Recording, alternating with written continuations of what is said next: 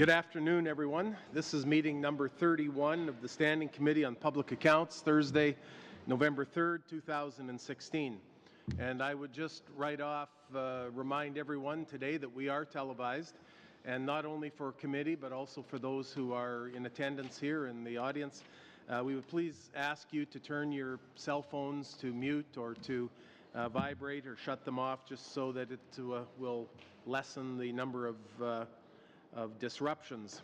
Today we're reviewing the Public Accounts of Canada 2016.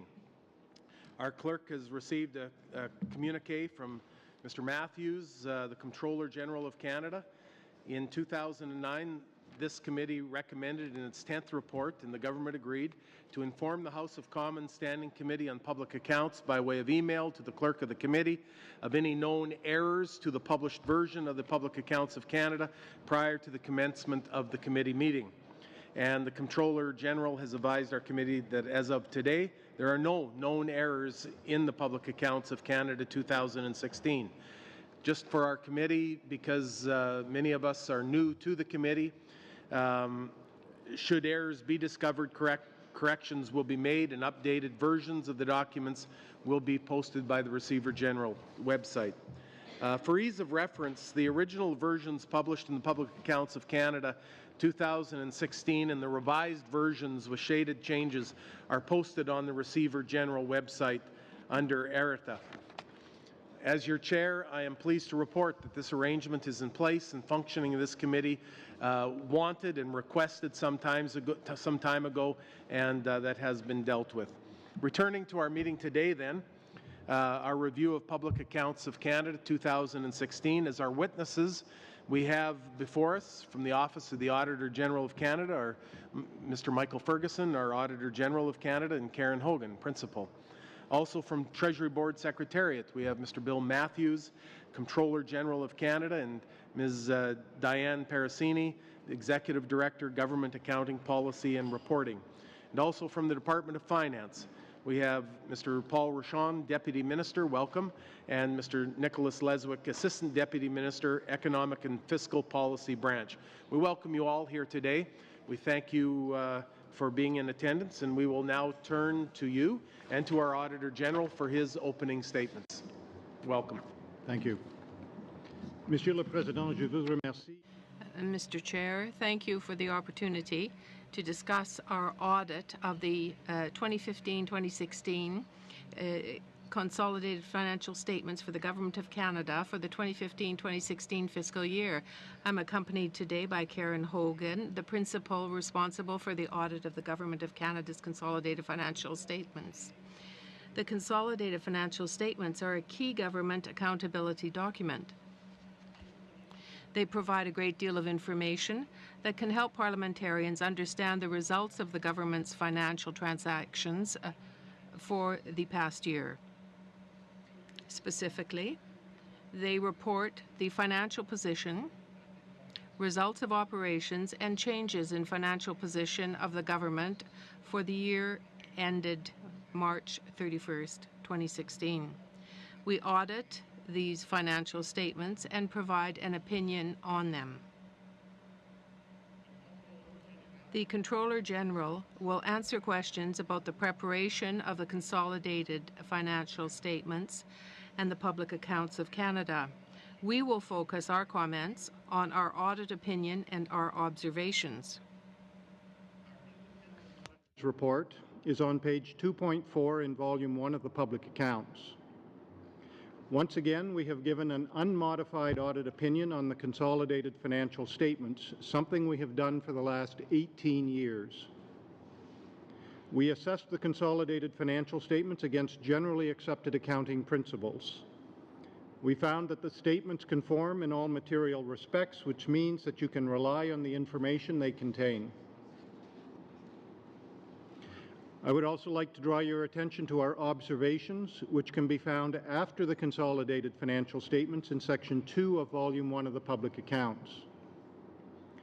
Volume 1 also contains other audited financial statements, such as those of the Employment Insurance Operating Account in Section 4 and of the Canada Pension Plan in Section 6. In our observations, we provided information about 4 matters that warrant further attention: the government's transformation of pay administration, discount rates used in estimating the value of long-term liabilities, National Defence's inventory management, and liabilities for contaminated sites. I will now briefly address each of these matters. Je parlerai d'abord de la... First, I will address the transformation of the government's pay administration. Note 4E to the consolidated financial statements indicates that the government spent approximately $50 billion on personnel costs during the year. Each year, we devote many staff hours to auditing these costs. This year, we found a higher rate of error involving overpayments and underpayments to employees in the last month of the fiscal year when employee pay was processed under the new pay system. Because the new system was only in place for 1 month, these errors were taken together, not material to the consolidated financial statements. As a result, we were able to provide an unmodified opinion. However, we consider the nature and the extent of these errors to be significant, given the direct impact on government employees. We started the planning phase of a performance audit on the transformation of pay administration initiative. We noted that some discount rates that the government uses to estimate the value of long-term liabilities are at the high end of the acceptable range. Higher discount rates result in lower estimated values for those liabilities, which is an example of measurement uncertainty referred to in Note 1 to the consolidated financial statements. The government has started a project to update its approach to selecting discount rates, and we agree that this is important. We recommended that the government consider industry practices, emerging changes in accounting standards, and trends in the Canadian financial market as part of this project. We once again noted National Defence's challenges in properly recording and valuing its over $6 billion inventory. We have brought this to the attention of Parliament in each of the past 13 years. The Department has made progress with its inventory management. However, it continues to have errors in the areas of inventory pricing, the identification of obsolete inventory, the misclassification of items, and some quantity errors. Last year, we had an observation about improvements that the government needed to make in its approach to estimating the value of remediating its contaminated sites. This year, we were satisfied that the government made the necessary adjustments to its model and has achieved a better approach to estimating these liabilities. Our annual audit of the Government of Canada's consolidated financial statements takes about 50,000 hours of our staff's time, which is more than it takes to complete 6 performance audits. We have to work with several government departments, agencies, and Crown corporations to complete this work. We add value through our financial audit, which helps to support parliamentary oversight of the government and promotes transparency. J'aimerais remercier le contrôleur. I would like to thank the Comptroller General, his staff, and the staff of the departments, agencies, and Crown corporations who were involved in preparing the government's consolidated financial statements. We appreciate the effort, cooperation, and help of all involved. Mr. Chair, I would like to conclude by saying that I am pleased that the Public Accounts Committee is holding this hearing so soon after the release of the government's consolidated financial statements. It is because there is more value in examining financial information when it is current. This now concludes my opening remarks, and we would certainly be pleased to answer any questions from the members of this committee. Thank you. And we'll now turn to Mr. Matthews to our committee. There is also a PowerPoint that he has provided us. It will be appearing on the television as well, but again, welcome here, Mr. Matthews.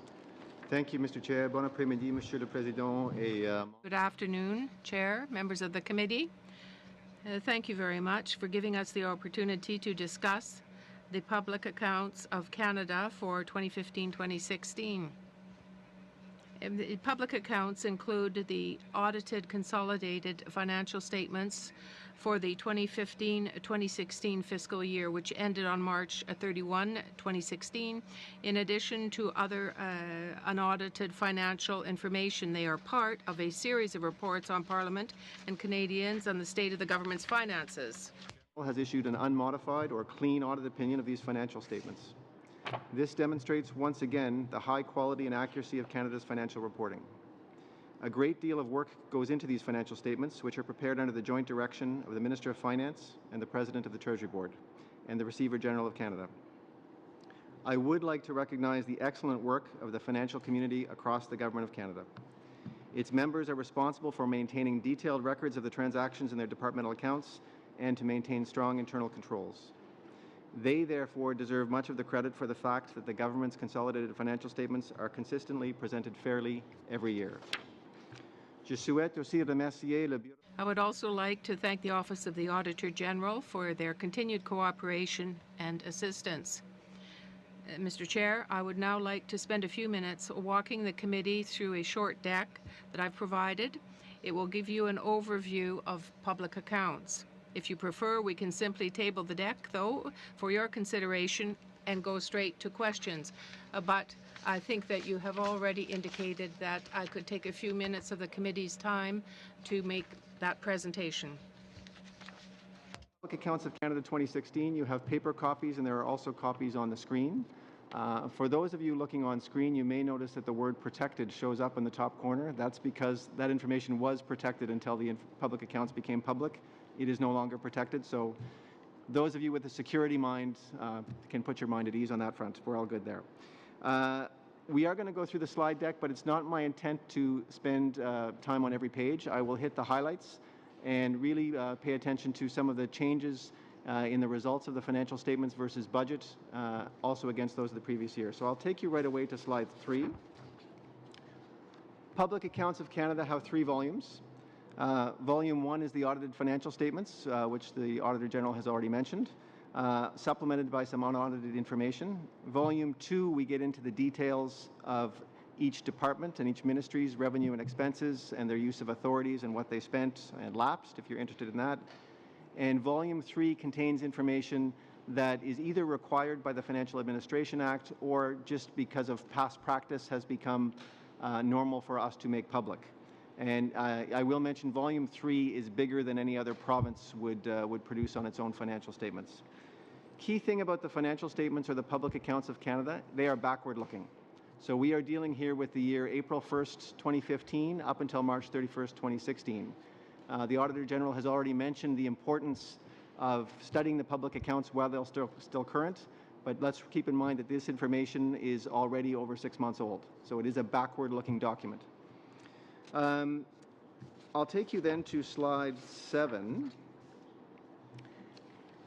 And one of the things that you should look at, or I suggest you look at when you study the Public Accounts of Canada, is the results of the actual year against the budget, also against the previous fiscal year. It's a good way to find out what's changed. So if you, I'll just highlight a few things for you. If you look at total revenues, budget for 2015, and we do publish here the original budget, had revenues of $290 billion. Actual revenues came in above that. And if you looked at the actual for the previous year, they were at 282. So if you're interested in knowing why that is, myself and my colleagues from the Department of Finance would be happy to talk about that. Some other things to highlight for you: program expenses. The budget $263 billion, but they came in at 270. And there's a few reasons for that, and again, we'd be happy to get into those details, but they do relate to employment insurance, some fiscal transfers to Alberta and Newfoundland, as well as some of the changes or impacts on our longer-term liabilities and related expenses having to do with pensions. And the Auditor General has already mentioned some work we plan to undertake on discount rates. Yes, go ahead. On a point of order, Mr. Yeah, Christopherson. thank you, Chair. I apologize for interrupting you, but I'd like to know, what are people seeing at home right now? Is that screen on their screen, or is it this with that in the background? My understanding is that the cameras will be on the witness that is giving it. They may go at one point or another, but typically the camera stays on the one speaking. I don't know how much latitude there is. I know that the rules are very precise, but I would think in order to get the best benefit as much as possible, if we can make sure that that screen is coming up so the people at home have context for what's being said. It did come up. It was initially on for a certain period of time, but as Mr. Matthews is speaking, it goes to him. Thank you. Good point of order. Thank you. And we'll go back to Mr. Matthews. Thank you. And the final thing I will highlight on slide 7 for you is something called other comprehensive loss. That is a bit of an accounting anomaly that you'll see, and it relates to how we account for our crown corporations that follow private sector accounting standards. I will not go into detail about that number here, but if you are interested in knowing what that is, I would be happy to, but it is a bit of a weird number for non-accountants and weird terminology. Slide 8, same thing, but on the balance sheet side, or the statement of financial position side, the accumulated deficit. You'll notice here there is no budget numbers. So it just shows the numbers for 2015-16 versus 2014-15. So from a budgeting perspective, we only do budgets for revenues and expense items, not for assets and liabilities. So the only comparator here is with the previous year. If you're interested in knowing what's changed, the one I will flag for you is pension and other future benefits. And again, that relates to the point I just made on the previous slide related to our benefits expense. And there's a link there to our discount rates. The other thing I should note for you on this slide is you will hear a lot of talk about debt to GDP ratios. And it's the accumulated deficit number on this slide that actually drives the debt to GDP ratios. That's 1/2 of the equation. So if you're curious about that, debt to GDP was 31.1% at this time versus 31% in the previous year. So not much of a change there, but there was an economic and fiscal update earlier this week that you may want to ask about debt to GDP ratios. Slide 9, the Auditor General has already mentioned that there are 4 observations in this year's public accounts. They are his observations, so I'm not going to go into detail as to what they are, but the list is here for you. 2 of them are new, the transformation for pay administration and the discount rate item. The other 2 are updates on previous items. We would be happy to answer any questions about what the government intends to do or should be doing to respond to those observations. Before I leave this slide, I should also mention that these observations, that's a unique feature you'll see in public sector reporting. If you were in the private sector, you would not see observations in an audit opinion, so it is a bit of a unique feature that you will see in public sector. Slide 10 is an interesting one. It looks at total voted appropriations. And just a quick reminder for members here that departments spend funds in 2 ways. They can either have what's called statutory authority or voted authority. And statutory authority is when they basically, the department has the legislated authority to spend whatever it is they need to spend. So a good example of statutory authority is employment insurance benefits. If you qualify for the benefit, you get the benefits. We don't actually check and see if there's enough money in the vote. Voted authority means that the department cannot exceed what has been voted by Parliament. So what we have for you here is a breakdown of the voted authorities that were used during the current year by department. And just a reminder that about 35% of total government spending is voted. The other 65% is statutory. So things like old age security, EI, GIS, all statutory spending. So you're not seeing them on this slide here. The reason I thought it would be interesting for members to see this slide is twofold. One is it might be worthwhile to have the Auditor General comment on which departments they audit, and this would give you a good clue as to where they spend their time. The other thing that will jump out at you here is ESDC, Employment Services, Social Development Canada, is not on this list, and it's because the bulk of their funding is statutory. So this breaks down the big departments by voted, but there's an obvious omission there in terms of the whole of government picture, and that's ESDC. The other reason I wanted to highlight this information is for the next slide, which is slide 11, because there's been a fair amount of media attention the last few days on lapsed funding.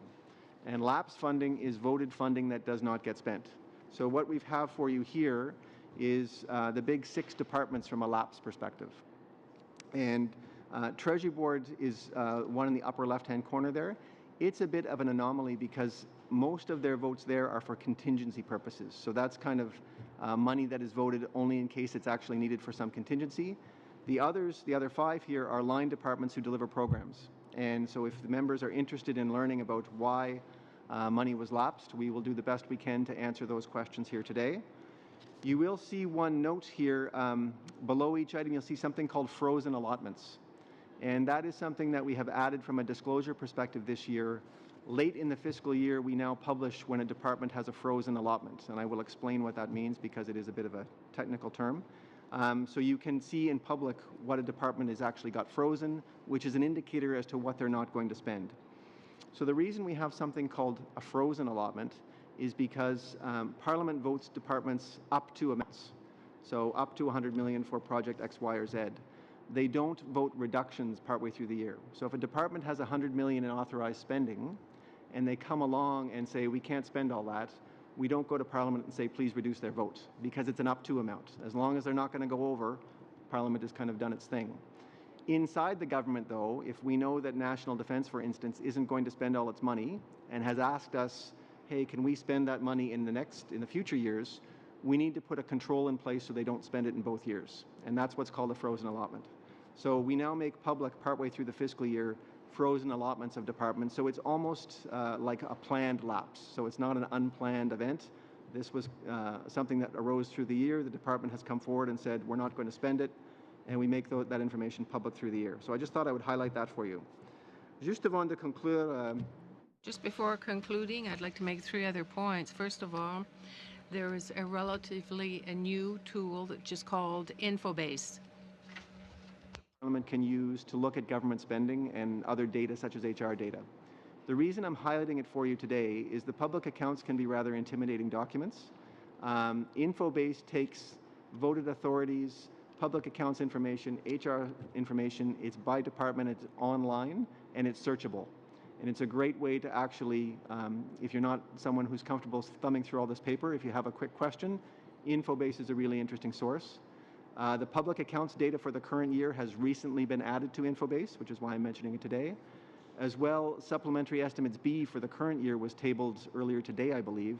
That information is now in Infobase as well. So it's a great tool for parliamentarians to go online and do searches if you're not a fan of this archaic way of doing things. I would encourage you to make use of it either as a committee or individuals, but I thought I should mention that. Second point is, as we do have questions, if you are referring to a specific page in the public accounts, I would ask that you give us the page number. We will do our best to find the page number in the other language because they are different orders, and we'll take a moment so members can find the information in the language of their choice. And finally, my usual plea, there is a lot of information here. It takes a huge effort to produce it. If during your studies there are pieces of information that you do not find useful, please let us know. It does take effort to produce these things, and we would love to drop that off. And even when you look online at the Infobase tool, if you see something there and you ask, why do we need it in both places, we would love to hear back from you on that front. Avec ça, Monsieur le Président, je suis heureux de répondre aux questions concernant. With that, I'm happy to answer any questions that you might have about what I've just set out to you or other matters in the presentation. We'll now move into our first round of questioning, which is a 7-minute round, and we'll go to Mr. Lefebvre. Merci, Monsieur le Président. Thank you very much, Chair. Thank you for being here with us today. Quite a number of us are new here on this committee, and we want to be able to understand properly when it's a matter of figures. I'm going to be speaking to you in French, but I'm looking at the book in English. 1.19 of the English volume. I want to better understand how you get to net debt. And I also want to understand how the tax base that we have reflects our assets. I'm looking at 1.19 in English, and I see that there's a comparison with other countries. All those countries, do they use the same accounting rules to determine our rank in terms of debt to GDP ratio? Canada is there, all the countries of the G7 are there, but it says in English This is the lowest level among G7 countries, which the IMF estimates will record an average debt of 83% of GDP in that same year. Donc, quand on se compare aux autres, ça a l'air. So when we see that this type of information, we know that we're in good financial health. But other countries, does everybody follow the same rules to establish what the debt to GDP ratio really is? I'll start to answer your question, and then perhaps Mr. Rochon would add something at the end. Thank you for your question. It deals with accounting standards. And in the public sector, almost every country has their own accounting standards. So all of these countries are using accrual accounting. Okay. I'll come back to one exception in a second. But the United States has their own set of rules. Canada has their own set of rules. Some of these countries in here have gone to international accounting standards for the public sector, which is a relatively young set of standards. Okay. If you were to compare it to the private sector moved to an international set of accounting standards probably 6-7 years ago, and Diane will correct me in a moment, I'm sure. 2011, thank you. No, not that bad. The public sector is following behind, but the international standards are not as mature as the private sector. Okay, and the reason why I'm asking, Mr. Matthews, I'm sorry, because I have a little time here, is that we don't include in our assets the non-financial assets category, right? When we make that calculation, do the other countries include those? The basic rules are the same, and the other thing I should add, though, is Europe runs more on a statistical model, but the basic rules are pretty close to the same. You'll see some differences. All right. Paul, do you want to add anything on? Sure, I can add a little bit to that. When you're looking at international comparisons of net debt positions, clearly for Canada, there are two main factors for which we have to make adjustment. The first is the federal nature of Canada, and the second is the fact that we, unlike many other countries, have a large contributory public pension plan, the CPP and the QPP. And so the number that you have here for Canada in the total government net debt comparator is the sum of the debts of the federal government, the provincial governments, less the assets in those two pension plans. And in those two pension plans? Correct. Okay, thank you. On that point, if I look at 1.17, I'm looking at, sorry, at page 1.17, I'm just trying to determine as well as what is included in these financial assets that we have, as I'm trying to determine how we get to that number. And I see taxes receivable at 28.9%. And then that is described at 7.3. In volume 1, we have 7.3 at taxes receivable in the volume.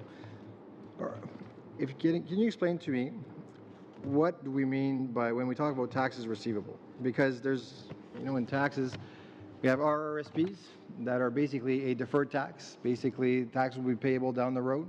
Also, when somebody does a freeze of their shares within their holding corporations, they freeze taxes, and taxes are being or will be remitted to the government later on. So en français aussi, quand on a un gel successoral ou bien même quand il y a un dividende. And even in countries where you have corporations where are OTUH, tax on hand payable? That it will become, are those assets of the government now or not? Merci pour la question.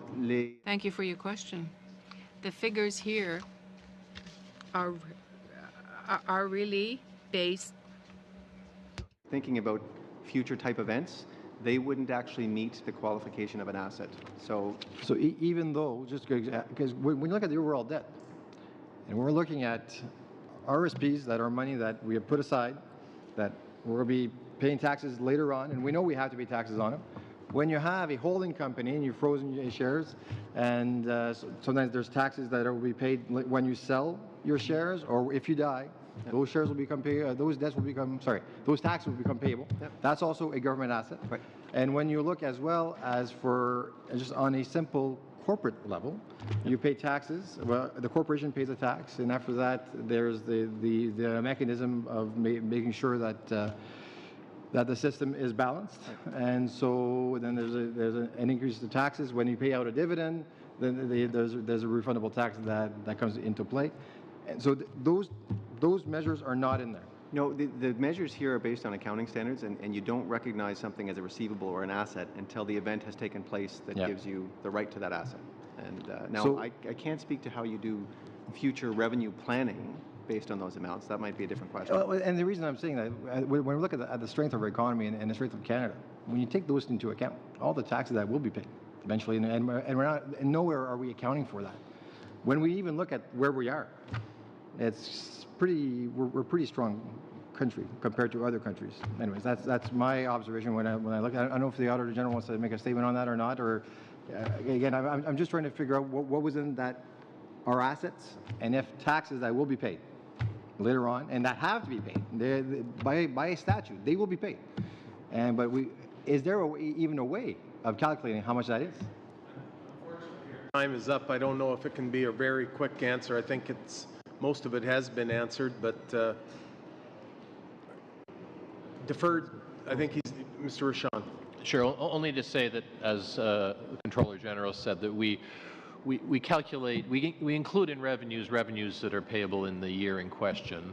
And similarly, we include in expenses that are payable in the year in question. So for something like OAS, while we can predict with fair certainty that what the future payments are in OAS, we would only include those expenses as a veritable expense in the year in which they're due. And so there's a symmetry in how we are accounting for both our revenues and our expenses. Thank you.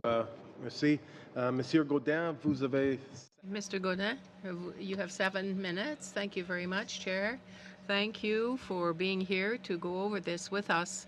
You're opening our eyes, I must say, because we believe in the competency of the people who establish this type of report. It's very much appreciated.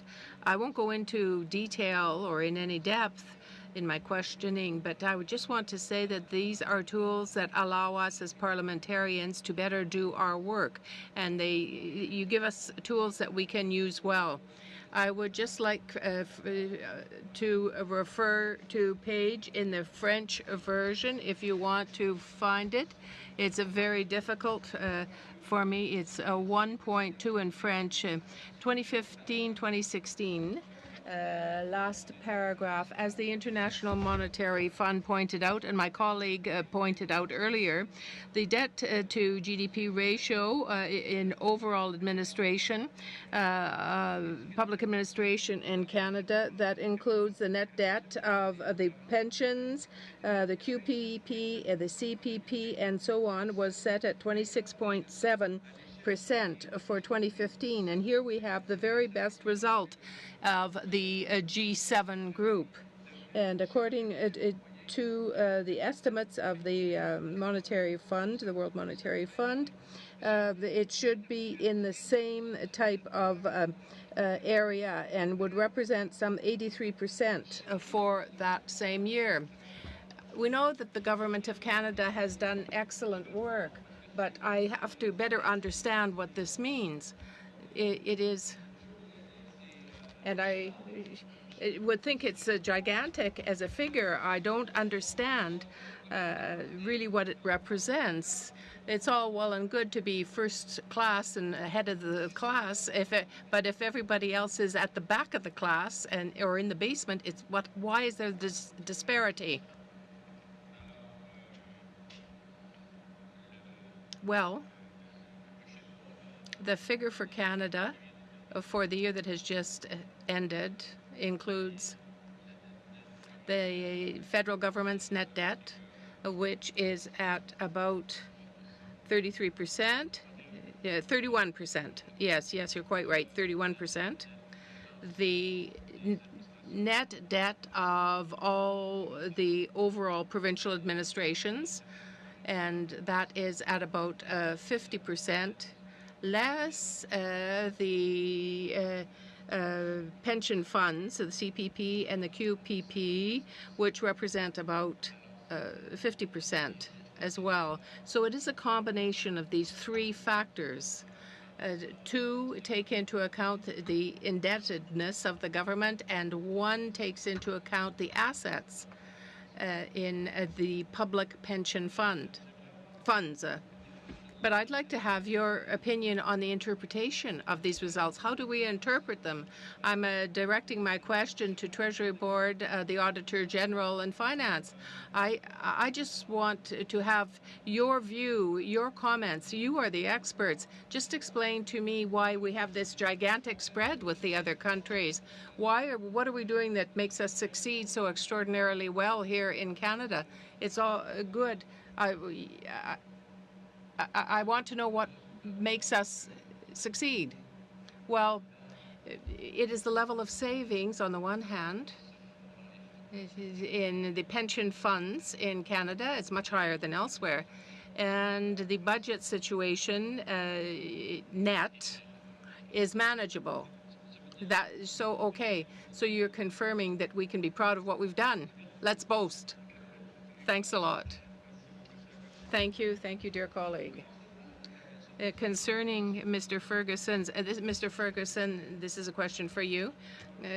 In point 7 of your opening remarks, you said that since the new system has only been there for about a month now, the errors in the overall were not taken into account for 2015-2016. But now, the situation is not being totally controlled. So what would the solution be to be sure that the public monies are properly monitored, that employees are being paid with their proper salaries, not overpaid, not underpaid, but what they earned? So to the Auditor General, what can be done? What we have identified here during the audit is that there were some errors. There was a rather higher rate for the overpaid and underpaid during the audit. But because it was simply a few months of the year where this occurred, this wasn't a major problem when we examined it for that audit. But of course, we are in the process of considering the planning of another audit now for this year, looking at the financial statements for this year. Of course, the government is going to have to find the way to manage this problem, to identify the necessary controls and to improve. C'est vraiment important maintenant que it's very important for the government now to demonstrate that it can manage the system, because the error rate that we have identified during the audit was concerning, and now it is important to find the way to manage the problem. Thank you. In your statement, Mr. Ferguson, this is for you again. At number 9, you talk about national defense. What I understand from this is that year over year, we always come back with the same problems. I'm asking you this. What would be the measures that should be put in place to require DND to comply in its management of the public monies? Year after year, and in fact you yourself said it was repetitive. It happens often. I don't want it to be perceived as being accusatory, but for me it is a flaw, and I see it as an administrator. If you repeat the same problem, it's an error. To that, I think it's a little longer answer than what we may need, but if you do want to give a quick... Ms. Hogan. As we mentioned in our observations, it's not an easy question to answer. There are so many factors, variables, and stakes involved. We have seen some improvement in the department, but there's much work that remains to be done, and it will come about later. 7 minutes, please. Very good. Thank you, Chair, and thank you all very much for being here. I'd like to begin, if I can, with just a couple of comments. As you know, Chair, I take great delight in raising issues that the Auditor General finds when money's being wasted and when procedures aren't being properly followed and when the bureaucracy is being all the worst things that people think of bureaucracies. But I also try to balance that by being fair-minded and give the government of the day, regardless of the party, credit where credit's due.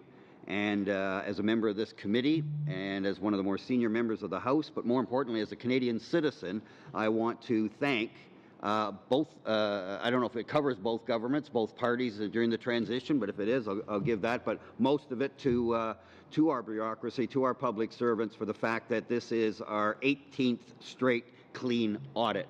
That is something to be proud of as a Canadian.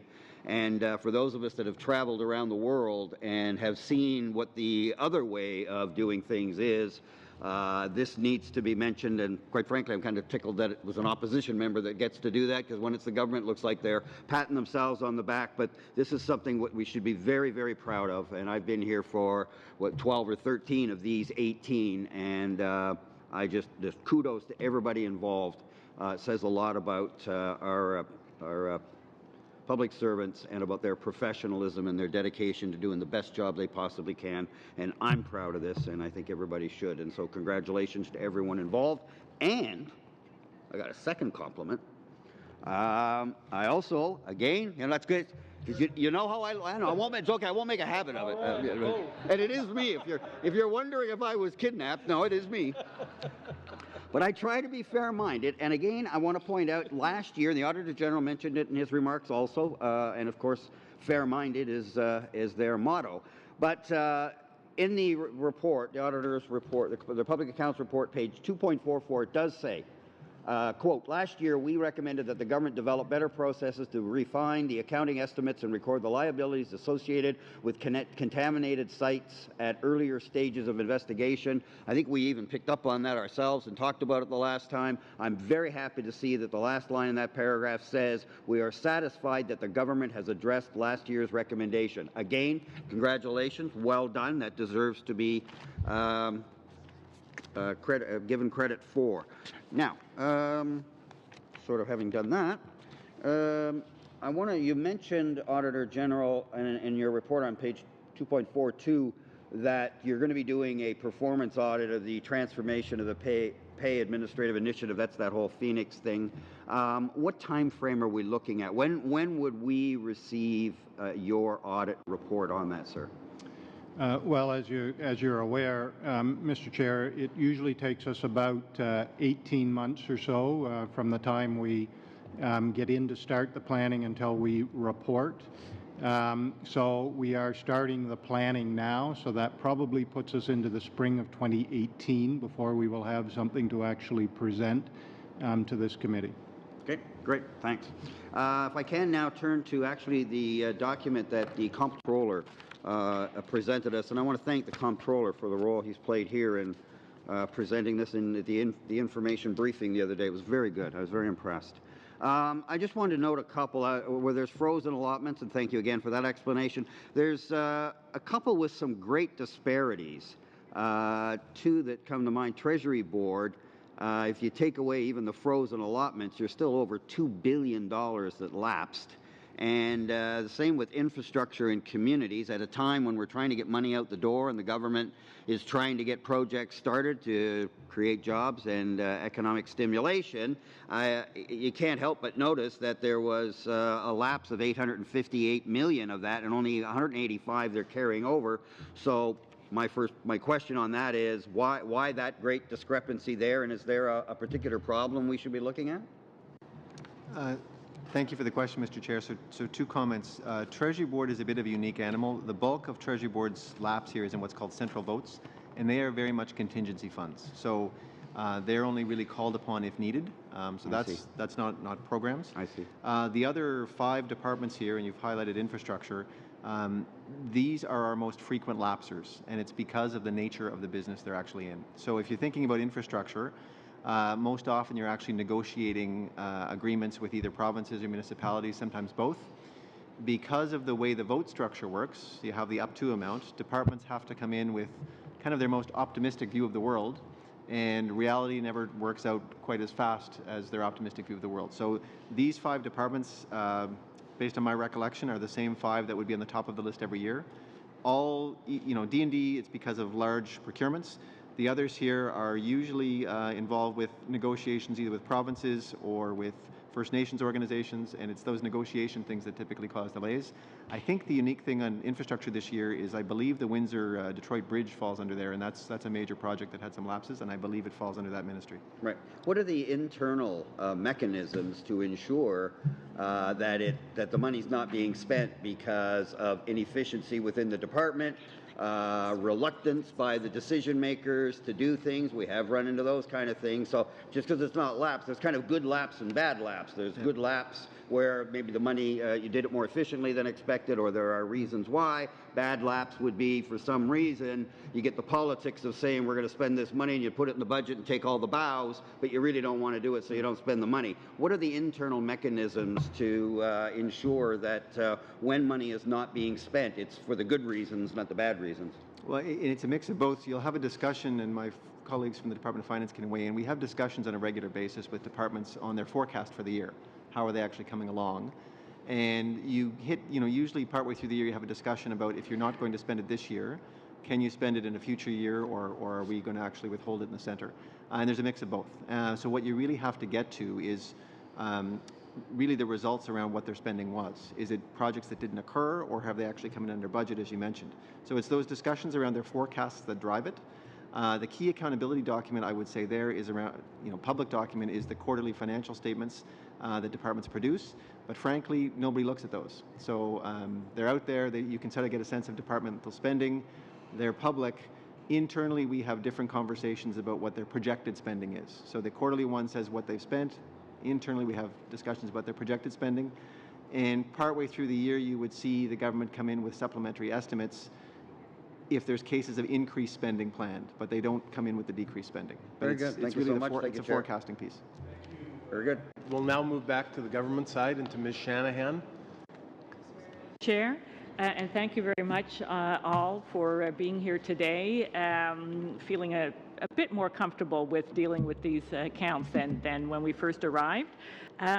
First question is for the Auditor General around the observations. My colleague already mentioned the first one, but I'd like to go to the observations that were actually in the public accounts 2014-15 and the improvements that we're seeing. So that would be the inventory for Department of Defense. And have I got that here? Please, could you reference the page number and the volume? Yeah, 2.43. So National Defense Inventory. It's volume 1, Mr. Chair. Volume 1, yes. Yeah, it's contained in that chapter of the observations of the Auditor General of Canada. Okay. 2.43. And where we talk about the sort of recurring problem of the inventory having been overstated by hundreds of millions of dollars, but that there has been some improvement. Mr. Ferguson, could you talk to us about what your team observed, and where are we in progressing in that matter? So I can ask Ms. Hogan to give perhaps some more detail, but I think we have seen some improvements in the way that they track the quantity of their inventory, although there still are some problems with that. One of the things in particular that we noted in the observations was that the department is now doing a calculation themselves and recording an allowance. In this particular year, it was $131 million. So they're doing some tests and some examination of their inventory to try to figure out what the error rate is themselves. So it's good from the point of view of they're calculating an error rate, but it's sort of a stopgap measure because you would still like to see their inventory practices improve to the point that they don't need to record an allowance for those types of errors. But I'll ask Ms. Hogan if there's anything else specific that she would like to mention in terms of their actual inventory practices. no, I think that was well said. Could I ask then, since that is what you observed in this last fiscal year, in your conversations then with the Department of National Defence, what is their plan for improving this? Is it a multi-year plan? Well, and again, I think sort of the first thing is, national defense does take it very seriously. I think we have indicated that there are some particular challenges with their type of inventory. When is something inventory?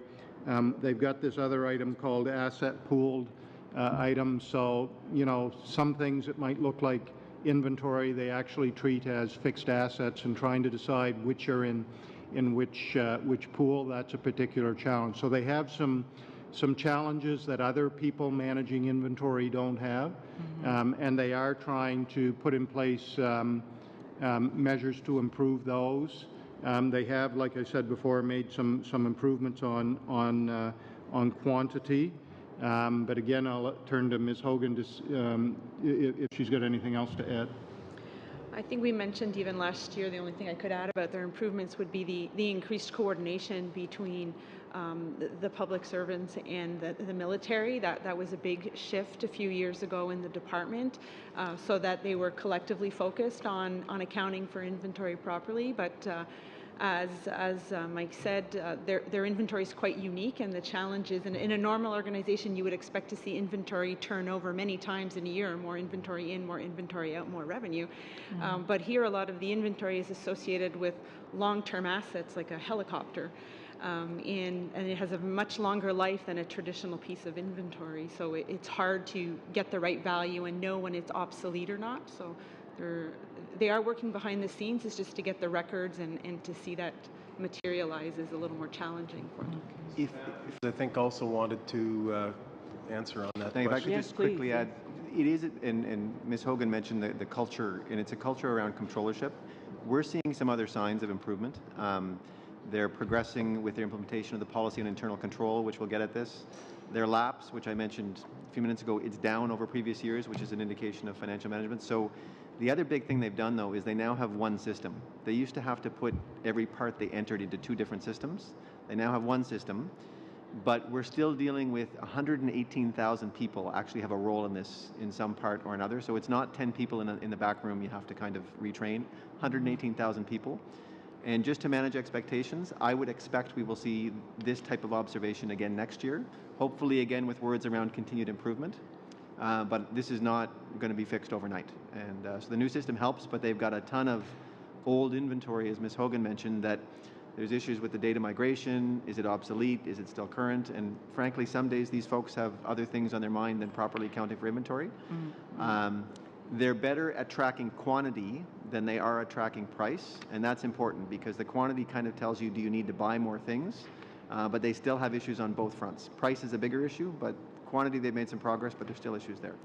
Okay, very interesting, because of course we will be seeing them, as you mentioned properly, Mr. Ferguson, in your notes, that they had promised us a response by 30th of September, and I think we do have scheduled a meeting to be visiting with them again, and that will help us in that regard. Just to get back to the lapsed, very quickly, okay, what did I want to ask there? Anything that you can tell us about how it will help us as we're moving forward with aligning the estimates process and the budget process? Is that going to help us with managing these lapsed amounts? Sure. Thank you, Mr. Chair. What I would say on that front is we've got good data that shows departments get money in the main estimates, then supplementary estimates A, B, and C. The later in the year departments get their money, their parliamentary authorization, the less chance it is they spend it. So money that is in mains, pretty high rate of being spent. Same with supplementary estimates A, which is early in the year. Supplementary estimates B and C, those dollars frequently lapse. And I'm oversimplifying here, but the earlier that departments get their funds voted by Parliament, which, you know, if you align the mains and the budget, that means budget items get into departments' reference levels earlier. the earlier they can start spending. So that's the big link to lapses. Thank you very Thank much. you. We'll now move to Mr. Doherty. Mr. Doherty, you have 5 minutes. Thank you, Mr. Chair, and thank you to our guests. It's always good to participate in this committee. I think this is the second time I've had the opportunity. And Mr. Ferguson, I believe that was the last time I was here. You were appearing before the board as well, too. Through you, Mr. Chair, the government announced their latest fiscal update on Tuesday. Given the current or the recently announced increased spending, could you tell us, Mr. Ferguson, when you would forecast that we would be able to get to a lower debt to GDP than what we're seeing right now? I think in 11 years, I think we're estimated to be another $81 billion or more, even potentially.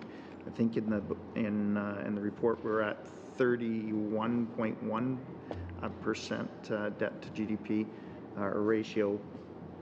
Given the latest announcement in spending, how far out would you see where our debt to GDP is going to come down?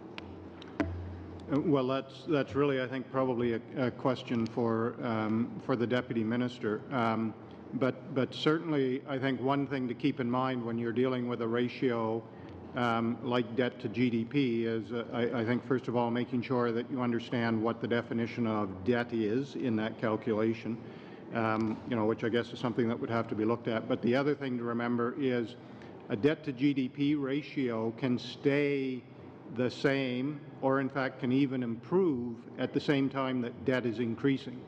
Right? So, I mean, if the growth of GDP is sufficient to offset the growth in debt, then you can still have a debt to GDP ratio that's improving while at the same time debt is growing. And where that's important is, if there would be, changes in interest rates in the future, then the cost of that is driven off the debt. So I can't really give you, projections of what's going to happen in the future.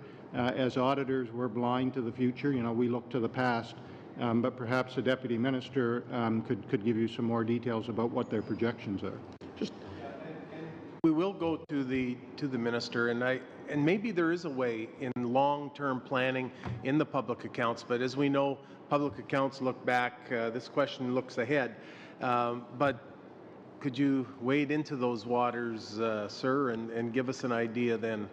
Sure, I can outline very briefly the forecast that the government released earlier this week on the debt to GDP ratio. So 31.1% for the year that ended March 31st, 2016. That ratio is projected to rise somewhat to just under 32% by 2018-19. And then to decline from there to 30.4% by 21-22. That is the current projection as of earlier this week. Thank you, and I thank the Chair for his intervention. Again, using the expertise that we have at the table today, that's the reason why the question comes to you. And I have another question with respect to the fiscal update, if we can. Is there, in your opinion, either of you, any of you up there, is there a significant risk for Canada by using part or whole or some of our Canada pension plan into an infrastructure bank, in your opinion? Would you be able to repeat the last part of the question? I'm sorry. The question was risk as far as this idea of using the pension plan in infrastructure and allowing the pension plan new I see. CPPIB new Right. mandates, I guess. I don't particularly think it exposes the country or the pension plans to risk. If a pension plan would make an assessment of whether any particular investment is worthwhile based on the fiduciary responsibility that it has to the members of the plan, And, in the case of the Canada Pension Plan, for example, they are investing in infrastructure in many places in the world today, Australia, Chile, to name two that I'm aware of, and as well as in Canada on the 407, actually. And so I would think that those plans would be making investments where they have a fair degree of certainty as to the security of the underlying asset. And we'll come back to you later, Mr. Doherty. We'll now move to Mr. Area. Mr. Roshan, the amount of guarantees with no authorized limit is about $266 billion, I guess primarily from the 4 agent enterprise crown corporations. What are these guarantees where we don't have to set up an authorized limit at all? This is page 2.38, contingent liability note 18.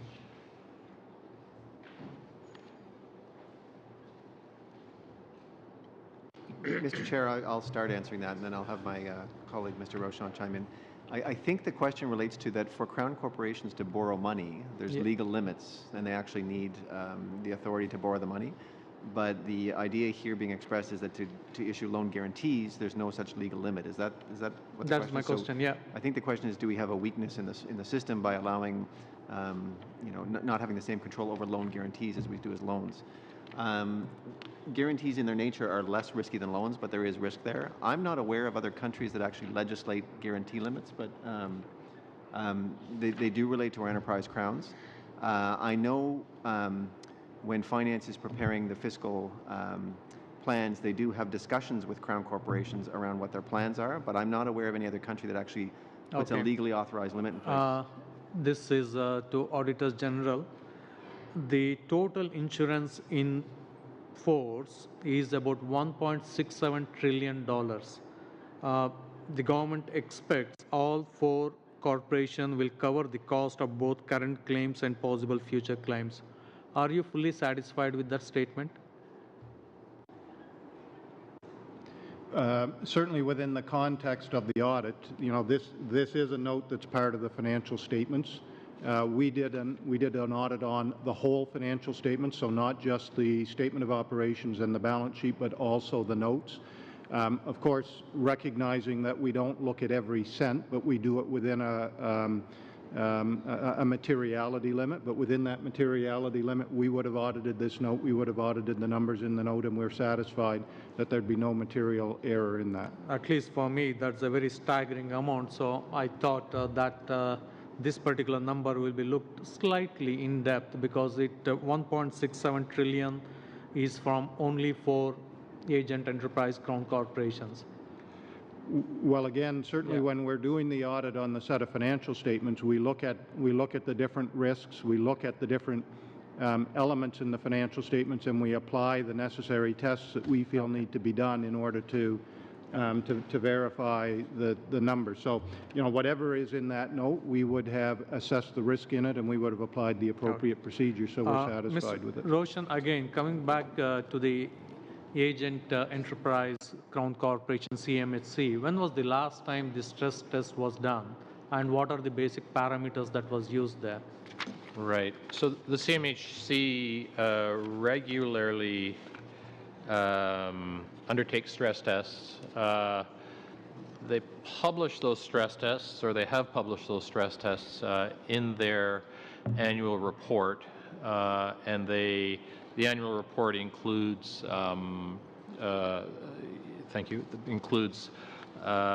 provides the parameters for the stress tests, and they're of varying degrees of stress, from what you might think of as moderate, for example, a 10% reduction in house prices, to something that's really quite exceptional, such as the last episode in the United States. And so for a more moderate event, like a 10% decline in house prices uniformly across the country, CMHC estimates that its net loss in income in total, cumulatively over a 6-year period, would be $2.5 billion. 2.5? $2.5 billion. Billion dollars. Suppose if if it goes back to the U.S. crash levels? That would be significantly larger, closer to $10 billion. Okay. And Sorry, closer to $11 billion. Thank you. AJ, again, what is the discount rates? You said there's an acceptable range in the market. What is that range? You did also mention, I guess, any decrease by 1% will lead to the liabilities going up by $9.6 billion. Well, in the discount rates that the government uses, and perhaps the Controller General can give you more details on that, but the discount rates that they would use would depend on the liability, right? So the discount rate used, for example, on funded pension plans where there's an asset base behind it would be based on the assumed rate of return for that pool of assets. For unfunded pension plans, the discount rate would be based more on the government's borrowing. My thing is that you did give 1% decrease will increase the liabilities by $9.6 billion. Whether is it 1%? Can it go to 1.5%? Yeah. And Oh, go ahead, Mr. Rashan. Oh, okay, Mr. Matthews. I think it might be worth the time to come back to note 8 of our financial statements on the pension just to get into this. And I just need to correct the record on loan guarantees. CMHC actually is governed by its own legislation in terms of the guarantee amounts. So my colleague Diane has just pointed that out to me. So wanted to get that on the record. Thank you. All right, thank you. We'll go to Mr. Gaudin and then Mr. Harvey and back to Mr. Chen. Monsieur le Président, merci. Thank you, Chair. I will continue in the same vein as earlier. That is national defense. Mr. Matthews, you said earlier that, well, you identified that it was a question of culture. I mean, the situation that's at DND. My question, and perhaps Ms. Hogan can complete the answer after, we know it's a matter of inventory. We have heard the agency, we've had them here, that deals with managing the residential units for DND here in Canada. I can tell you in the exchange that we had with the witnesses, they had difficulty telling us the number of residential units they were managing that they had. It's a major problem, and I can see that type of problem. Can you, over 13 years, give me an overview of the situation? That is, you've identified a problem. It's a problem of culture. I think that the government in place has to make available the measures necessary so that these entities that are governed and managed by DND can be inventoried and reported on. Going back to the problem that was identified 13 years ago, are we at 50% of remedying the problem? Has there been another percentage of remedying the problem, or is it a problem that we just carry year over year? I'd like to hear your opinion, Ms. Hogan, about the situation in DND. Thank you for your question. I can't give you details about the situation 13 years ago, but I can talk about what I have seen over the past 4 years. I've had the opportunity of interacting with the department, and I can tell you that I have seen improvement over the past 4 years. There has been a coordination. The culture has changed a little. There has been considerable improvement with respect to quantity. Can I give you an estimate, put a figure on this? What am I saying? I can't speak with certainty about the amount that I would set for you, but a continuous improvement is important. In the departments, they're working on many small projects that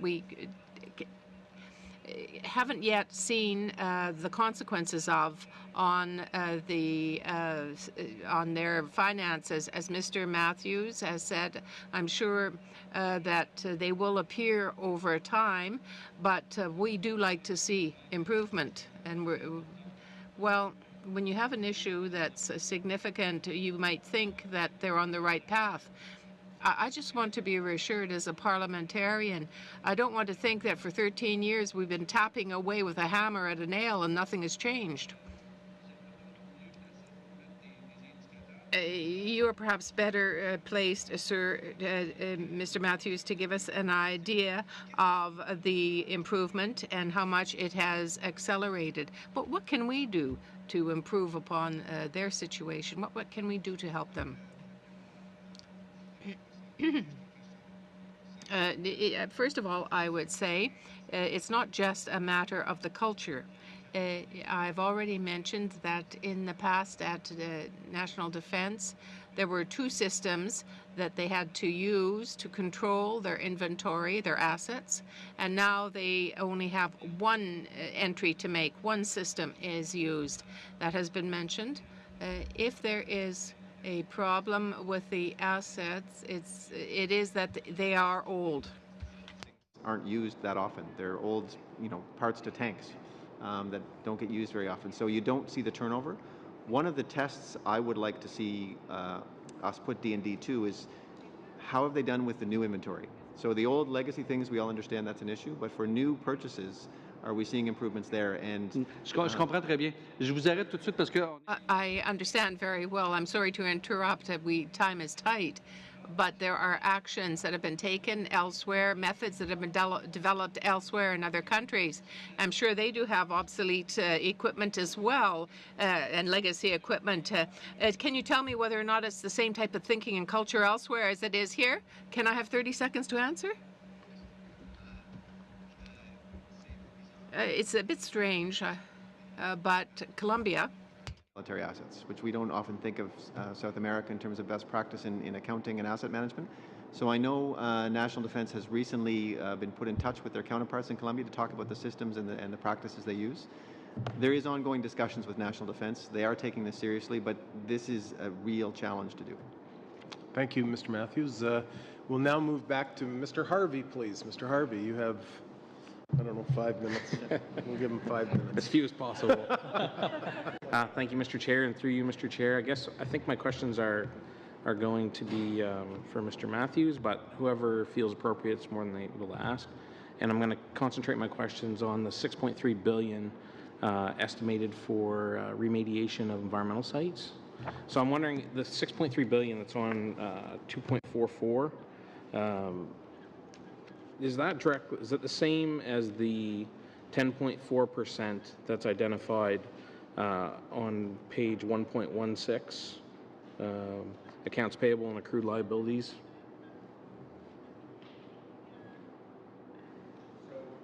I'll start, and my colleague Diane will probably add something. So on 1.16, which is the overview, you'll see accounts. It says environmental liabilities. That would be the same liability. So yes, exactly. So our environmental liabilities as a country represent 10.4% of our total liabilities. Well, this is accounts payable and accrued liabilities right.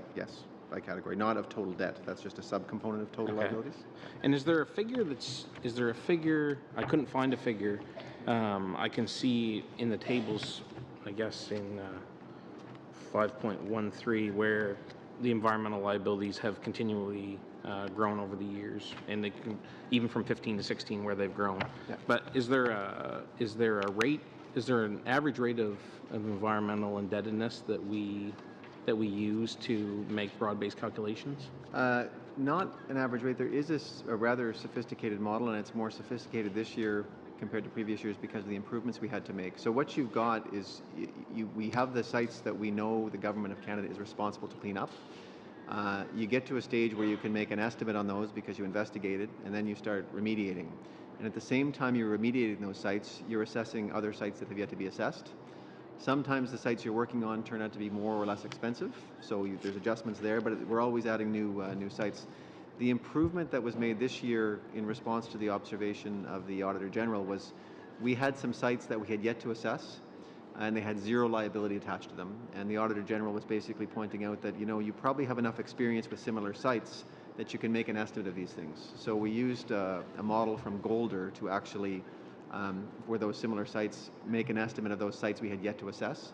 When we get in there, we may find out that the real assessment is different than our model generated, and again, we'll be updating those liabilities. So there's no real trends we can point to here. Right. And I see that we retired roughly 1,000 sites from 2015 to 2016. Correct. So would the rate of new sites, how does it compare the rate of newly identified sites to the rate that we're retiring sites? How does it? My recollection is the rate of newly identified sites has dropped off, but we're still assessing those sites. Okay. So there's a choice to be made each year with the dollars. Do you invest them in remediation of existing sites, or do you invest them in assessing sites that you're responsible for, but you've yet to get into the detail? And there was a push to kind of get some cleanup done on the remediation front, but that balance changes every year. And then compared to, there's not in here obviously, but compared to other countries in the G7 or other countries in general, is there a calculation that's made comparatively to, to compare what we have identified for environmental debt versus what other similar countries have? I'm not aware of any comparisons we make in terms of environmental liabilities. I will tell you, and a lot of the liabilities are driven by things the government was not necessarily responsible for at the time, but became responsible for. And that's, I'm not sure about other countries' experiences in kind of taking ownership for issues they may not have caused. And the two mines would be the big example there. Right, because I think they represented, I forget right now, but I think looking back on the last time we entertained this last year, I think it was the majority of that debt, right? There's about 5 or 6 sites that represent a big component. We can come back to that if you like. I have the numbers here. She's got it there. Yes. So the two big mines are about $2.3 billion of the debt. So the top 5 is $3.6 billion of the $6.7 billion liability for the remediation of environmental sites. And for new members, Mr. Chair, the two big mines are Faro Mine and Giant Mine. And so has there been is there an increased awareness of those two particular sites, of trying to work to remediate those two specific sites over the larger number of small contamination sites, or how has that been evaluated? Well, they're certainly active projects. One of the challenges around Giant Mine is just how do you remediate it? I mean, it's a technological challenge, so it's not a matter of just getting some heavy equipment out there and tackling it. So there's been a lot of work done on the actual approach to remediation, and that's the challenge with environmental liabilities or contaminated sites is they're so unique, and some of them can be done very easily. Some you can just put a fence around and say keep out. Others, like Giant Mine, are a real challenge for the industry to figure out how to best remediate it. Thank you. Did you have another quick one? Well, I just one other quick little thing was I noticed in the environmental liabilities table 5.7 it identified Indian Affairs and Northern Development's total liability at roughly $3.8 billion. So compared to the rest of the liabilities within that table, I'm just wondering what makes it such a giant number. The two mines are theirs. Oh, they're both in that. Okay, perfect. Thank you. Mr. Christofferson.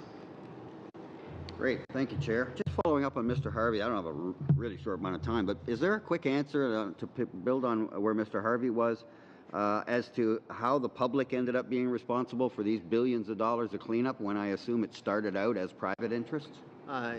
In some cases, Mr. Chair, it did start off as private, and when you're into health and safety issues, and especially at the time these liabilities were created, there wasn't the governance that exists now, and if you've got a health and safety issue and there's no one else responsible, the government is often, I guess, the ultimate risk holder. Hopefully the rules now are more effective than they were in the past. Yeah, that's something worth pursuing. Given the couple of minutes that I've got, are there any departments or agencies that overspent their parliamentary appropriations? Thank you for that question, Mr. Chair. No, there's none this year, and if you look in the Volume 1, there's actually a note in the financial statements where we state there are none, and if there are any, we disclose those, so just to make it easier on members in the future. So if you are looking for that, it is in the financial statements. Great, thank you. And I just also in terms of budget projections, for a long time now, there's been accusations, regardless of the party in power, that the government of the day is always generating a forecast for a huge deficit, and then it ends up not being that, and then they look like heroes, and the political accusation is you did that on purpose, you set that number up so that you could come in here X number of months later and look like a hero, and there's been repeated promises by governments coming and going that they're not going to do that anymore. One of the benefits of all of that is that the PBO now exists, and I see the government's now prepared to honor their promise that they're going to make that an agent of Parliament. Very good. Let's make sure that happens ASAP. But how overall is the government, partisanship aside, the government doing historically, looking compared to now in terms of those projections? Are we starting to see less of a swing in that range, or do we still have an issue? So I'll start, and then I'll turn to my colleagues from the Department of Finance. The first thing you'll see is departments lapse. Department of Finance knows departments are going to lapse, so they build in a lapse factor into their forecast. I would say historically, and my friends from finance can correct me, the government's been pretty good at projecting expenses. Revenue is often the more challenging piece. And if you go back from when this discussion started, the reason was different every year. If you look at where the expenses were different than projections in budget 2015 this year, they were things around employment insurance. The economy was not as strong as originally forecast. You had transfer payments to Alberta and Newfoundland related to fiscal stability. So again, unforeseen things. I think that's explainable. They may wish to comment on my statement about revenues versus expenses and which is tougher to project. Thank you. Thank you. Well, for the year that just ended, the projected deficit turned out to be $4.4 billion, lower than originally estimated in 2016 budget. That is $4.4 billion, but of course in the context of a total budget that includes $300 billion in revenues and $300 billion in expenses. The expense side was very close, almost spot on. This past year, the surprise was revenues came in $4.3 billion, higher than we had projected in the 2016 budget. And what's that due to? Much higher, primarily due to much higher growth in personal income taxes due to growth in dividend payments. And why is that? Well, we are not 100% certain, but it could be due to individuals deciding to take funds out of private corporations in anticipation of tax rates in both the provinces and at the federal level increasing in 2016. Is that an issue, Auditor General, that we should be looking at, or is that pretty par for the course in terms of what we're hearing here? Well, I think individuals will always respond to tax announcements, and they'll always do tax planning, right? And I think sort of, if people were taking dividends out of private their corporations at that time in anticipation of changes in tax rates, that's something that you would expect would happen. So I'm not sure that there's anything there that's particularly of issue. I think the main thing is just to be aware that when there is an expectation of new tax measures, that people will do their tax planning and they'll try and take they'll make whatever adjustments they need in their tax planning to be able to put themselves in the best position. But wouldn't you be able to project some of that? If you've done it enough times and you've done certain things and you know there's going to be a behavior, isn't there some way that can be taken into account and projected? Because it sounds like it's just like, oh, they were totally surprised. Thanks, Mr. So indeed, we had projected a certain amount, more in the range of $1 to $1.5 billion. Why were you so wrong? Again, although the absolute amount was off by $3 billion, as a share of the base, and I don't have the exact base, it's No, but you likely a missed small to be percentage. fair, you missed the number by 3 times the amount. Thank you very much, Chair. Mr. Christofferson. We'll go back, just the other thing on the tax planning, you know, when you introduce the new higher tax rate at 31 or 33% or whatever it's going to be, you know, as someone once said, you know, if you know it's coming, you work the best to your own advantage. In fact, we have one guy running for politics right now that says if he doesn't pay any taxes, it just shows how smart he is. So thank God that's not this country. Mr. Chen. And I want to start off by thanking the witnesses for appearing before our committee today. As I was reading through this report, and particularly the observations of the Auditor General, it really struck me how important it is for us to have reliable and accurate information, because as government and as parliamentarians, we require this information to not only gauge how well we as a country can meet our financial obligations, but as well how we can sustain programs and fund new ones. So it's critical that we have accurate data that we can use to make sound decisions, and particularly where there are estimates, it's important that they are reasonable, not only based on sound accounting practices, but also industry best practices. I note on page 2.43 in the Auditor General's observations that the government uses discount rates that are on the higher end.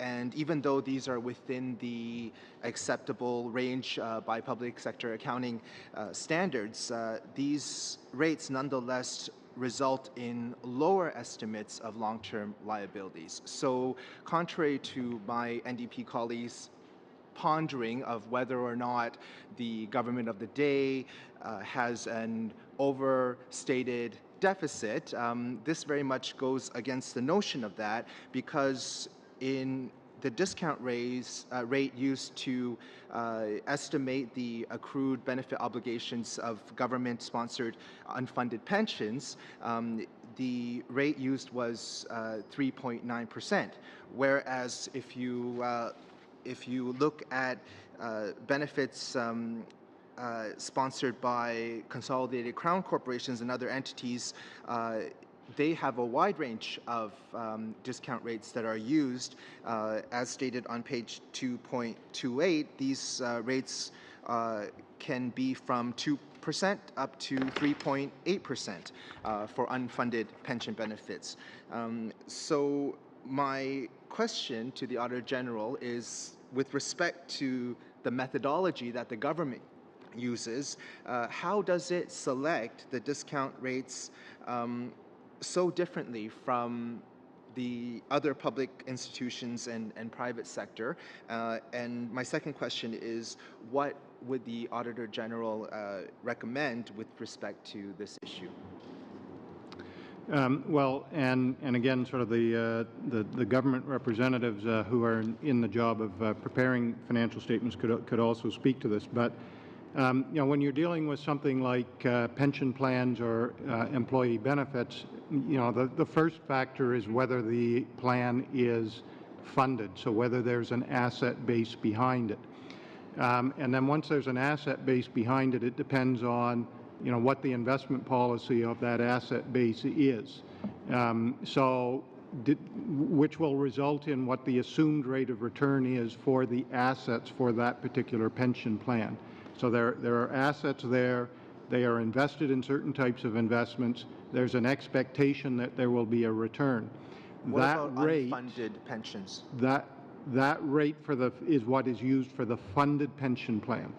For the unfunded pension plans, what happens is it's with reference to the government's borrowing rate. So how much would it cost the government to borrow if it wanted to fund the particular liability?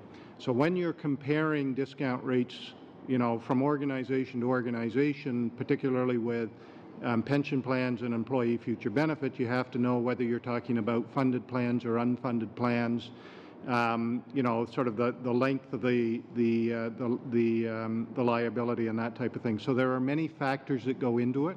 What we're pointing out here is that it's important for you as readers of these financial statements to be aware of Note 8 to the financial statements that talks about the measurement, you know, the sensitivity, I guess, around estimates, and know that, you know, different numbers for discount rates can result in different estimates of the liabilities. The liabilities that are in these financial statements are calculated using discount rates that are within an acceptable range, but when you're trying to put an amount for on a particular day of what's the value of all of the future pension benefits, for example, that the government is going to have to pay over the next, you know, many years as people retire, as you can understand, there's a lot of estimation that has to go into that, and the discount rate is one of those factors. So for very quickly, Mr. Chen. Pension, you stated just now that the government uses its borrowing rate. How does that differ from other public institutions and other governments? Well, anytime there's an unfunded liability, particularly for things like employee future benefits, the way the discount rate is determined is by reference to the government's borrowing rate. Now, different governments may end up with a different number. Some use what's the borrowing rate on that day, so how much would it cost the government to borrow on that year-end date. I think that the federal government uses more a blend of different borrowing rates. So, you know, there's a slight difference there, but in both cases it would be with reference to what the government's borrowing rate is. Just before we go to Mr. Doherty, just a quick question to our finance people. And I know somewhere I think in the Volume 1, in the first few pages of Volume 1, it stated that in 2014-15, the rate of interest being paid on our national debt was 9.3%. And then in 15-16, it was down to 8.7% or somewhere around there. My question is, how much time is actually spent in managing those debt charges? Like, if you could just explain quickly. I know we have long-term debt and short-term debt, and you know, bonds and other things that keep debt down. But is there a lot of calculation? And because I mean, it's a significant amount of money that we have, 9 cents on every dollar coming in, that is to service our debt. How much time in managing the rate? We put a lot of time, both in the Department of Finance and at the Bank of Canada, into debt management. We, both in terms of doing analysis of what we think is the right and optimal approach to debt management for the Government of Canada, and the types of issues that we debate and analyze are related to things like, you know, whether in the current interest rate environment where long-term rates are very low, whether we should actually go structure the debt in such a way as to move more debt out to the longer end of the curve. The considerations in those types of decisions involve things like there is a natural trade-off between locking into long-term debt at a time when short-term interest rates are low, but probably more importantly, we know that there is a, you could almost think of it as a natural hedge between debt charges and revenues. That is to say, when revenues decline, because the economy is weak, debt charges also tend to decline. So we balance those considerations in our analysis. We've spent both a lot of time internally at the bank, in finance, and with external consultants developing models. We update those models every year, and in the budget present a summary analysis of our conclusions. Thank you very much. We'll move to Mr. Doherty, please. Mr. Matthews, what are the main reasons for which program expenses increased more rapidly than revenues in 2015, 2016? Sorry, could you repeat that? I can't hear you here. What are the main reasons for which program expenses increased more rapidly than revenues 2015 and 2016? A couple of factors on the expense side, and others may wish to weigh in. First one is the economy was weakened, after the period of the budget, so you had increased EI expenses is number one. I mentioned already the transfer payments to the province of Newfoundland and Alberta, which were not planned at time of budget. The other point I'll make before I see if there's any additions is relates to the discount rate discussion we just had. The rate the government used during the year over the previous year actually went down, and that drove additional expenses as well, and that's a pretty significant hit there. So those are the big ones I would add. Diane, anything you want to add? There are also some of the changes to veterans benefits that had a significant impact. Thank you. I'm going to go back to page 11, I believe, of your slide, the Public Accounts Canada, and want to talk about the frozen allotments for Indigenous and Northern Affairs. Can you go into the lapse of $904 million, please?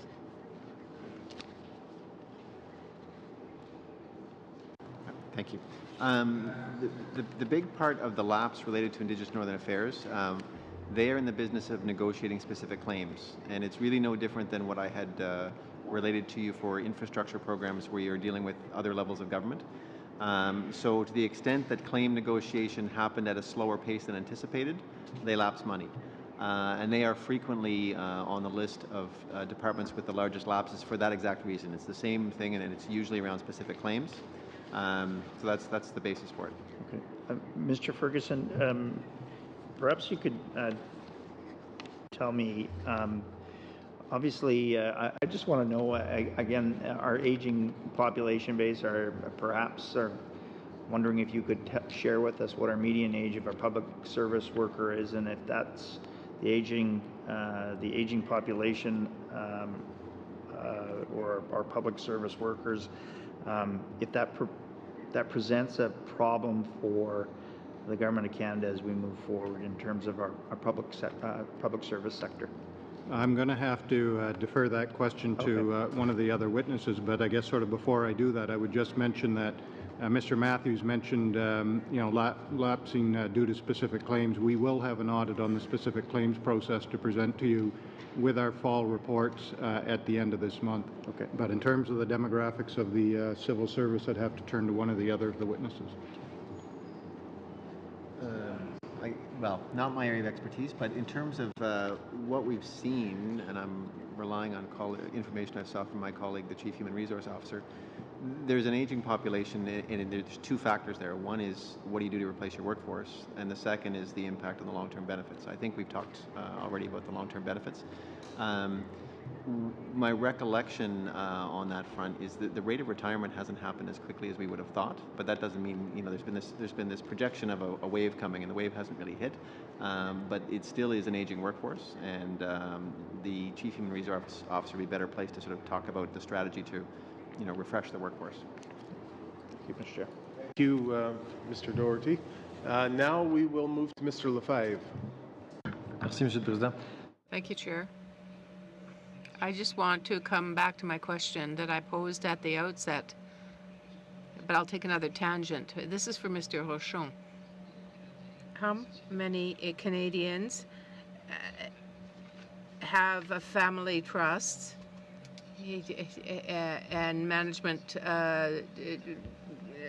and management corporations? I don't know if you can give me the answer right now, but is there anybody who could find the figure, who could find the answer, the wealth rather of Canadians through managed funds and trusts? I think that with the CRA, you'd be able to get this data. Well, where is this data? Well, in the data banks of the Department of National Revenue. Do we have access to this type of data? Clearly, it's a matter of confidentiality. There may be issues of confidentiality, but I could come back to it and I'll be able to tell you whether or not you could publish aggregates on this matter. Accounts.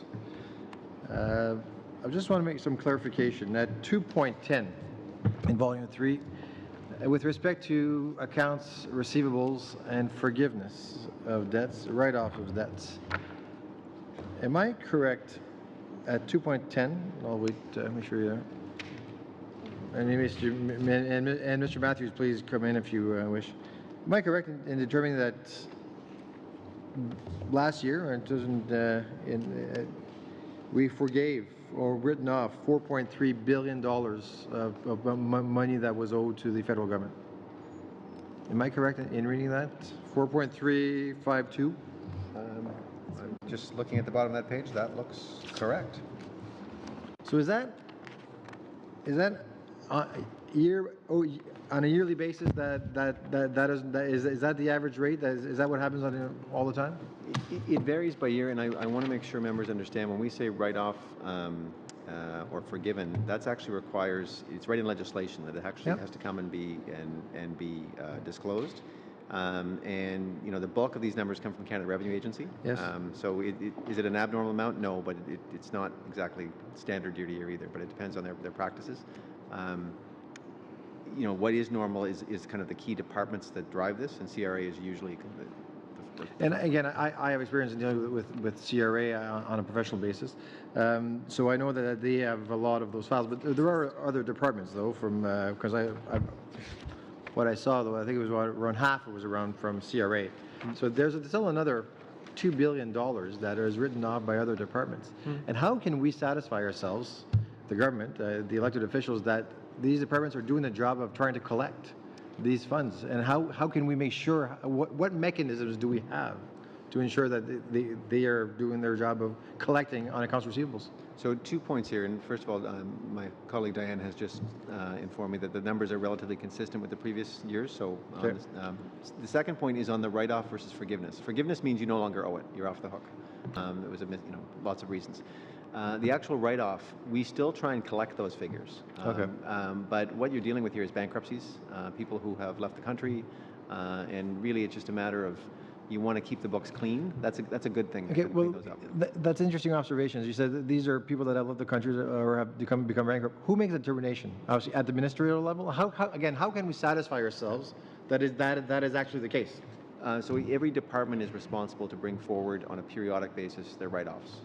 So student loans. So to whom? To your department? Treasury Board. Treasury Board? It actually gets approved by Treasury Board, Okay. so it's a group of ministers. Yeah. And we actually want to encourage this. So on the one hand, we don't want to down tools in the collection. Yes. But we do, we don't want people not coming forward because it's not a convenient thing to do. Yeah. So it's good housekeeping, really. I agree. Very, very quickly, Mr. Ferguson, any advice to us as to how we can better appreciate? Again, $4.3 billion is a lot of money.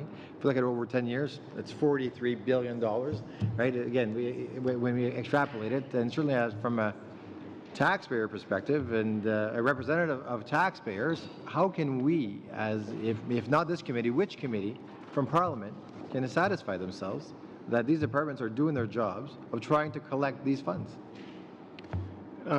Well, I guess that would be a matter of, from a committee point of view, of asking different departments to appear as witnesses to explain what they do. I think, when you're dealing with things like write-offs, obviously the important point is the very beginning, right? When they're paying money out in the first place, yes. Or when there's a loan or there's some reason why people owe money to the government. What happens at that point? By the time you get to the write-off stage, it becomes there's not a whole lot left that can be done.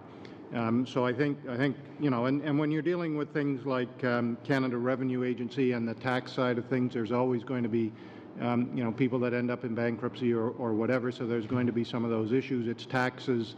That's a different situation. But some of them, when you're dealing with loans or you're dealing with benefit payments or those types of things, what are those departments doing in the very first place to make sure only the people that should get those benefits are getting those benefits, or the people that are getting the loans have the capability to pay them back? So I think there's a matter of paying attention to both the front end and the write-off. Thank you. Mr. Chair, if I could just add, the member had referred us Go ahead, Mr. Matthews. Thank you. Had referred us to page 2.9. page 2-10, you can actually see which minister, under which minister's authority the amounts were written off. So depending on the minister, some of them actually have their own authority, some have to come to Treasury Board, so just for members' knowledge. Just on the write-offs, I look through 2.9 and 2.10 here, and I see the different departments. Is any of this foreign entities? Like, is there any write-offs to, for example, foreign governments or foreign, where we may have some kind of loan for some emerging democracy? Is any of that accounted for in this portion of the public accounts? I'm just eyeballing this, Mr. Chair. Nothing is jumping out at me based on the nature of departments. Diane? So, and I didn't see any either, but is there another place in these three massive volumes where that would show up? Well, you not necessarily if the write-offs happen, they would show up. But where you're actually, when you're dealing with foreign governments and emerging democracies, you're often also dealing with grants and contributions. So you may actually see direct payments as opposed to loans. If we ever did get to a stage where we were writing off loans to an emerging democracy, etc., if it had to go through the minister's authority, you would see it here. Anything you want to add on Paris Club? No? No? Okay, thanks. All right, we'll go to Mr. Area had a question, I think. Yep. All right, you're on. Thank you, Mr. Chair. Mr. Matthews, correct me if I'm wrong, you mentioned that the guarantees upper limit or authorized limit is not usually the case.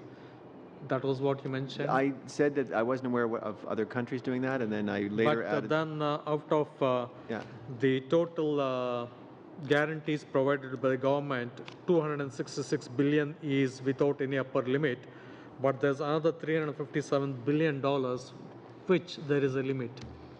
Anyway, out of that $200, Mr. Roshan, I understand that the insurance program finance department manages is about $215 billion. In general, what are these kind of insurance programs you guys manage? This table 11.5. Can you direct us to the table? Sorry, let me repeat. The insurance programs managed by the government under the finance, it says that it is about $215 billion. It's the page 11.38, volume 1. 11.38, volume 1. So these are the insurance programs that are managed by CMHC, for which the Minister of Finance has the authority to set an overall limit. Oh, this includes CMHC? Well, yes, it includes CMHC. It's essentially the Minister of Finance who authorizes limits for the mortgage insurance programs run by CMHC. But then I thought CMHC insurance programs... Right. Sorry, I should be clear. It's actually CMHC, the Canada Guarantee, and Gemworth. So the three mortgage insurers that operate in Canada. But I thought the insurance programs run by, say, for example, CMHC is around $520 billion. That's under table 11.7. That's right. Dave, where are you, David? So the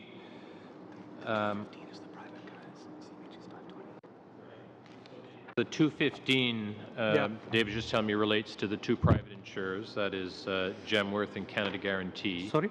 Canada Mortgage. Okay. So there's $215 million in a limit that is established for the two private sector mortgage insurers, who are Gemworth and Canada Guarantee, and the remainder is for CMHC. Yeah. Okay. My second question is volume 3, page 2.17. This is regarding the Senate. The laws following a review of claims for living allowances in the National Capital Region and or travel and or office expenses. Amount expected to be recovered is $664,000. Do you think this is completely recoverable? So This represents the best estimate of what's recoverable, and then we will update that in future years. So that represents our best estimate. Estimates, the only thing we know is they're going to be wrong. So we will come back and update based on what actually happens. But it is our best estimate at the time these were prepared. Okay. And Mr. Roshan, one question. Did federal budget projections more often underestimate than overestimate the size of budgetary balance over the last 10 years? If you look at last 10 years, the projection, did it underestimate more number of times than overestimate? I can't tell you offhand, but I can easily get you that information. Thank you. Yeah. And just to be clear, going back to your last question, there's the limits for the mortgage insurers are 215 for the two private sector mortgage insurers and 600 for CMHC, of which CMHC has used 520. Okay. I mean, same related question. Why should you give guarantee to a private sector insurer? The guarantee is provided to the private sector insurers because there's an implicit 100% guarantee on the CMHC because it is a Crown Corporation of the Government of Canada, and therefore to allow for some form of level playing field, the government has said they will guarantee 90% of the losses of the private sector mortgage insurers. No, instead of giving guarantee to the private sector insurance, why should we just go back and do everything through CMHC? Well, the benefit of having the private sector insurers is that they are at a minimum responsible for the first 10% of their losses, and the way the private sector insurers would, the way that guarantee would operate is that effectively those insurers would need to go bankrupt before we would put in place the guarantee. And clearly there's an interest in the Government of Canada ensuring the stability of the housing market. Mr. Matthew, did any department or agency overspend? No department or agency overspent their vote this year, and we do disclose that in one of the notes to the financial statements. It's there for your reference. I think we're kind of getting close to the end here. I guess there are a couple questions, just not so much maybe for the table, but also questions that we have a little bit of an interest in, and that is, first of all, to the Auditor General, like in the course of an audit or in the course of even going through these public accounts, were you able to identify any weakness or potential improvements to internal controls or internal audits or internal management styles within departments that we should be aware of, that perhaps would highlight or that we should be more aware of than what may be just hidden away in the 3 volumes? Well, in terms of anything that we feel that the committee should be aware of, we put those in our audit observations, right? So, the important things that we feel the committee should be particularly aware of are in there. We will also send management letters to individual departments or organizations that deal with more sort of day-to-day things. If we feel that they need to, improve some of their practices around recording journal entries or something like that, we will put those things in a management letter that we send to the department, and then we keep an eye on those from year to year. So, if it's something of significance and something that we feel that Parliament should be aware of, we will put those in the audit observations, but we will make other observations to the departments. All right, Mr. Matthews?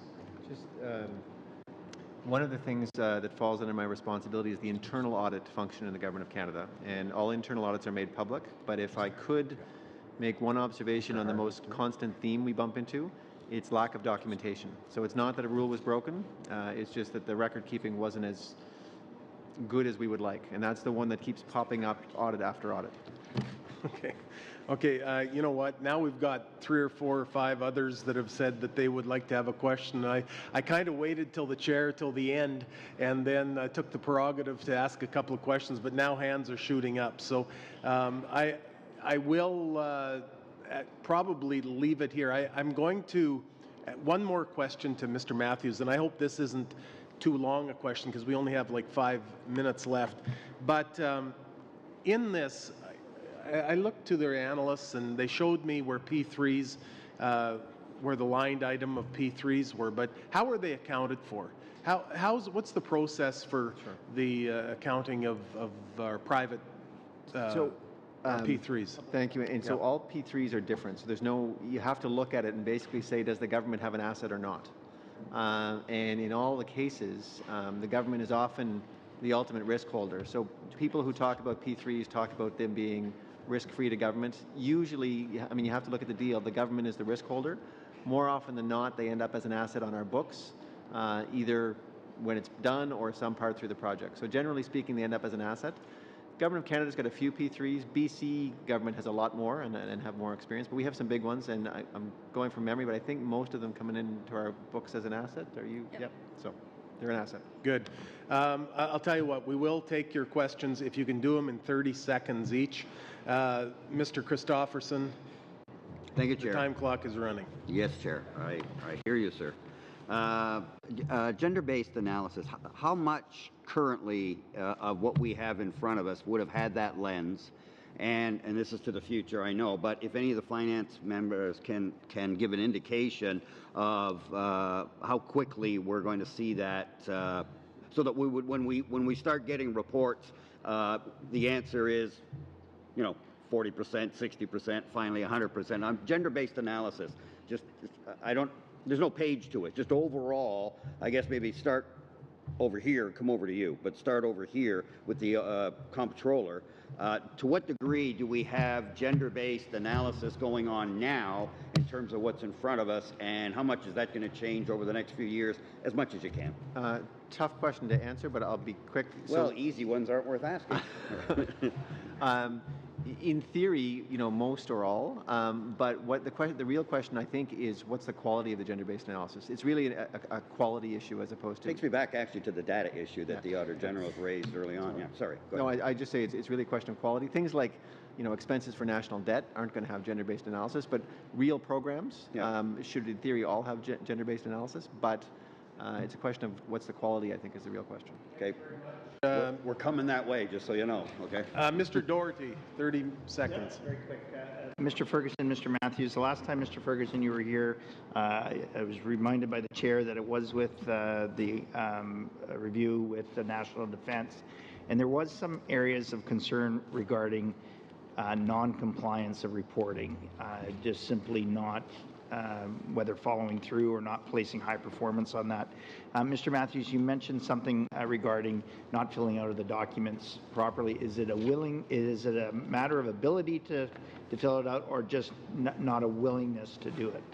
I'm not sensing any lack of willingness, and my comment was not specific to national defense. No. I mean, in terms of departments I think overall. what you'll find is, especially some of the smaller organizations, they're just they don't have the resources. So wearing multiple hats, so they would struggle more than the larger ones to dot the I's and cross the T's.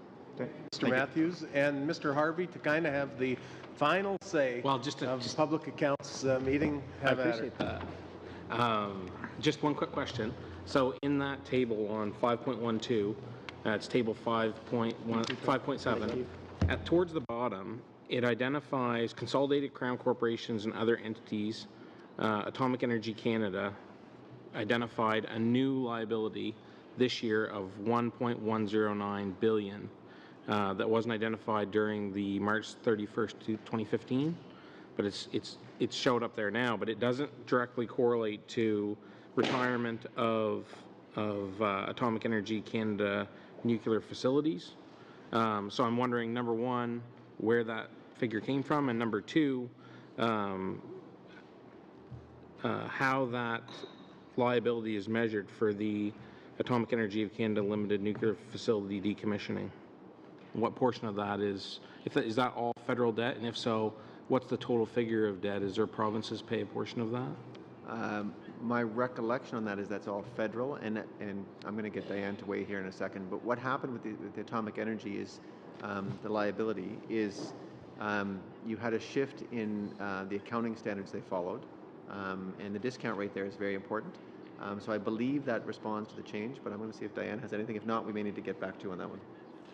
So a portion of the increase dealt with one of their asset retirement obligations for a liquid waste cementation project, but also there was some assets that were transferred from National Resources Canada to AECL this year, so that also resulted in an increase in what was booked by AECL, the Port Hope area initiative. All right, thank you.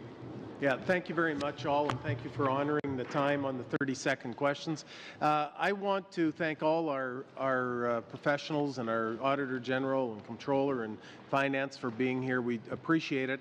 In the course of today's questioning, there may have been an answer that you would like to fill us up or you may want to fill out a little bit more and contact our clerk on, and if that's the case, please feel free to do that. I usually say even on the trip home, you may say, man, I should have answered that differently. If that's the case, please get a hold of us again. And we appreciate you being here, and thank you, committee. We are now adjourned.